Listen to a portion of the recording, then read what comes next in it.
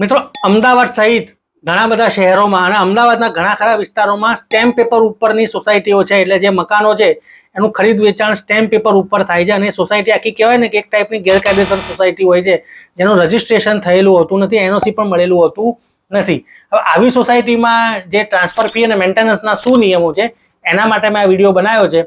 તો મિત્રો, મારો જે આ વિડીયો છે એને લાઈક, શેર અને સબસ્ક્રાઈબ કરજો અને લાગતા વળગતાને મોકલજો. તો મિત્રો, હું છું લોયર નિકુંજ સોની, સોસાયટી રીડેવલપમેન્ટ, રિયલ એસ્ટેટ અને રેરા બાબતે તમને સલાહ આપતો હોઉં છું. તો આ વિડીયો છે તમે છેક સુધી જોજો, તમને ઘણું બધું જ્ઞાન મળશે. આ વિડીયો શેના ઉપરથી બનાવ્યો છે કે મને એક મારા જે ફોલોવર છે એમણે સવાલ પૂછ્યો છે અને સવાલ આવો છે, ધ્યાનથી સાંભળજો.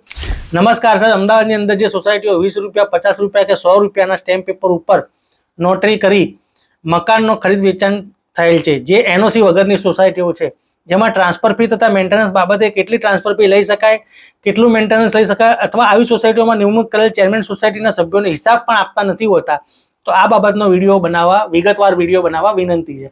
તો જરૂરથી આ બહુ કહેવાય ને કે સળગતો પ્રશ્ન છે, તો આ બાબતે આપણે વિડીયો બનાવીશું. તો મિત્રો, આ બાબત કેવી છે કે અમદાવાદના ઘણા બધા વિસ્તારો છે જેનું નામ નથી દેતો, પણ એવા લોકો મારી જોડે આવે છે ઘણી વખત અને એ લોકો સલાહ માંગતા હોય છે. એ લોકોના દસ્તાવેજ પણ થતા નથી હોતા અને સ્ટેમ્પ પેપર ઉપર જ પાવર ઓફ એટર્નીના આધારે એ લોકોના મિલકતોના ખરીદ વેચાણ થતા હોય છે. અને બીજી કહેવાય ને કે કમનસીબી એ છે કે 30-40 વર્ષથી આવી સોસાયટીઓ અસ્તિત્વમાં છે, એટલે સરકાર પણ કહેવાય ને કે આ આટલા બધા હજારો લાખો લોકો રહેતા હોય એટલે સરકાર પણ કોઈ આકરા પગલાં લેતી નથી. એટલે જેમ છે એમ, જેસે થે એમ ચાલ્યા કરે.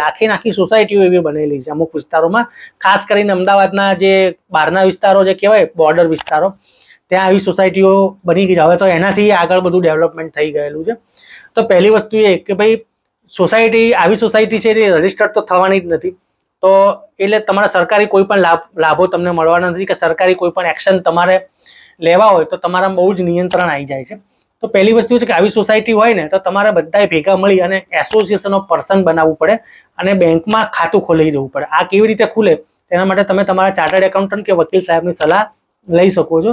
અને એના આધારે તમે ભલે આપણે સોસાયટી એક્ટ હેઠળ આપણી સોસાયટી ના નોંધાવી હોય, પણ આપણે સોસાયટી એક્ટ હેઠળ જ ચલાવી શકાય એવી રીતનું આપણે કામ કરી શકીએ. એટલે આપણે જેમ બીજી બધી નોંધાયેલી સોસાયટી છે એના જે નીતિ નિયમો, એવા જ નીતિ નિયમો તમે બનાવી શકો છો અને એ મુજબ જ સોસાયટી તમે ચલાવી શકો છો. તમારે સૌથી પહેલાં તો બેંકમાં ખાતું ખોલાવી દેવું જોઈએ અને સરકારી ધારાધોરણ મુજબ, કે ધારો કે અત્યારે સરકારના ટ્રાન્સફર ફીનો નિયમ એવો આવ્યો છે કે દસ્તાવેજ વેલ્યુના 0.5% અથવા તો મહત્તમ 1 લાખ રૂપિયા, તો એટલાથી વધારે ટ્રાન્સફર ફી લઈ શકો નહીં.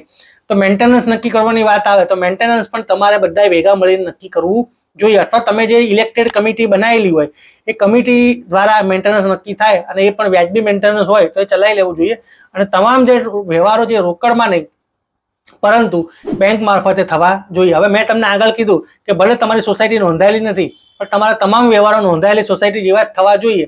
તો પછી ચેરમેન સેક્રેટરીનું ઇલેક્શન પણ થવું જોઈએ અને દર વર્ષે સામાન્ય સભા બોલાવી અને વાર્ષિક હિસાબો પણ આપવા જોઈએ અને કોઈ સભ્ય દ્વારા હિસાબ માંગવા આપવામાં આવે તેવા હિસાબો પણ આપવા જોઈએ. હવે જો કોઈ આવા નીતિ નિયમોનું પાલન કરતું નથી અને ચેરમેન સેક્રેટરી બની બેઠું છે તો એ લોકોને મેન્ટેનન્સ આપવું જોઈએ નહીં. અને એ લોકો સામે તમારે તમારા વકીલ સાહેબની સલાહ લઈ અને પોલીસમાં અથવા તો જે પણ સિવિલ કોર્ટ છે કે કોઈ પણ જગ્યાએ તમે દાવો કરી શકો છો અને તમે તમારો ન્યાય મેળવી શકો છો.